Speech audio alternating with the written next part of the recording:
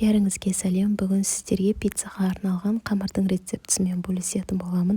Видеоны соңына дейін қараңыздар және менің инстаграм каналыма тіркеліп қойыңыздар. Описанияға қалдырдым. Ыдыста менде 700 грамм ұн, соның үстіне жылы 400 мл сүт құямыз. Кейін 50 мл су құямыз.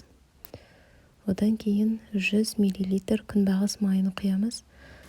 1 шай қасық тұз және 1 ас қасық секер, 1 ас қасық дрожжды қосамыз.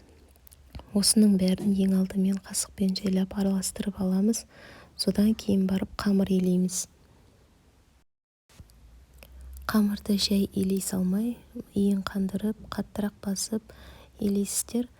Кейін ыдысқа салып, бетін пищевой пленкамен жауып қойыңыздар.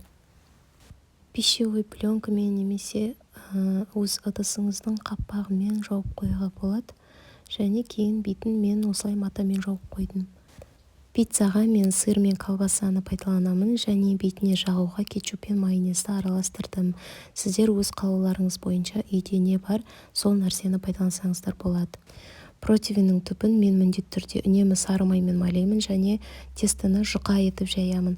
Соның бетіне жаңағы кетчуп пен майонезбен араластырған соусты жағып, кейін үстіне біздің өзіміздің қалауымыз бойынша огурцы, помидор, немесе перец, саңырауқұлақ, өздеріңіз қалауларыңыз бойынша қойғыңыз келген тағамды қоясыздар. Менде тек қана колбаса мен сыр болады. Және сырды мен бетіне көбірек етіп салдым өзімнің қалауым бойынша. Және пиццаны өз пештеріңізге қарай уақытын, градусын келістіріп қойып қоясыздар. Менде атель пеште пісті. Міне осылай пиццаның қамыры жұқа болып шығады. Менің балаларыма да, өзіме де қатты ұнады. Өте дәмді болып шықты. Сіздерге ұнаса міндетті түрде пісіріп көріңіздер және менің каналыма тіркеліп қойыңыздар. Видеоны соңына дейін қарағандарыңызға рахмет. Сау болыңыздар.